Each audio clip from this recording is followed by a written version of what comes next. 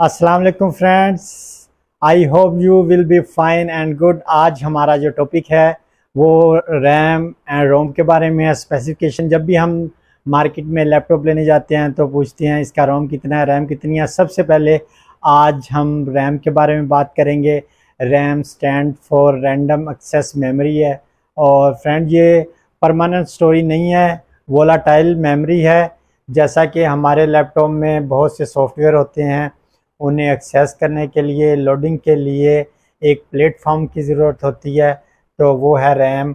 जैसा कि बहुत पहले छोटे छोटे मोबाइल आते थे जिनमें रैम बहुत कम होती थी और एट अ टाइम हम ज़्यादा जब सॉफ्टवेयर इस्तेमाल करते थे, दो या दो से ज़्यादा इस्तेमाल करते थे, तो मोबाइल या लैपटॉप हैंग होने लग जाता था। तो इसी तरह एक फॉर एग्ज़ाम्पल एक क्लर्क रूम है। जो क्लर्क रूम है उसकी दूसरी साइड पे जो रूम है उधर फाइल्स पड़ी हुई हैं।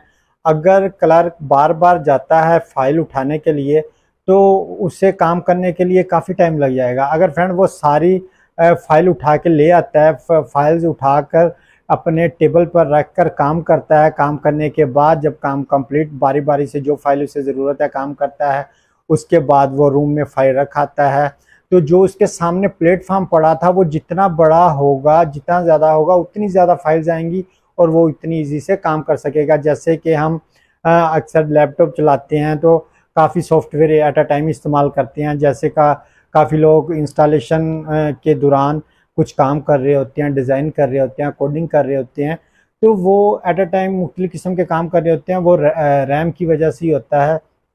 और फ्रेंड ये परमानेंट स्टोरी नहीं है, रैम एक परमानेंट स्टोरी नहीं है।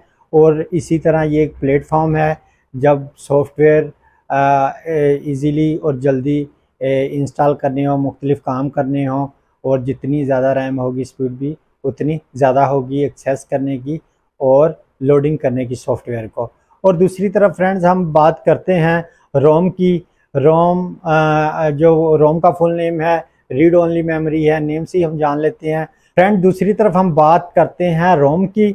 और रोम जैसा कि रीड ओनली मेमोरी है, मदरबोर्ड पर छोटी सी चिप लगी होती है में, तो उस चिप में पहले से ही प्री डिफाइन इंफॉर्मेशन होती है।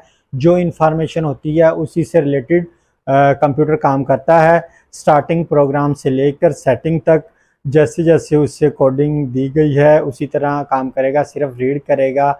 जैसा कि जितनी बार आप कंप्यूटर को ऑन करेंगे तो वो उसी बटन से होगा, और जो उससे कोडिंग दी गई है अगर हम उसे F5 दबाएंगे फ्रेश के लिए है, तो मेमोरी फ्रेश F5 दबाएंगे तो वो फ्रेश हो जाएगा। तो वो हर टाइम वो एक ही बटन से काम करेगा क्योंकि उससे कोडिंग दी गई है। जिसी तरह फ्रेंड्स कोडिंग दी गई है उसी तरह काम करता है।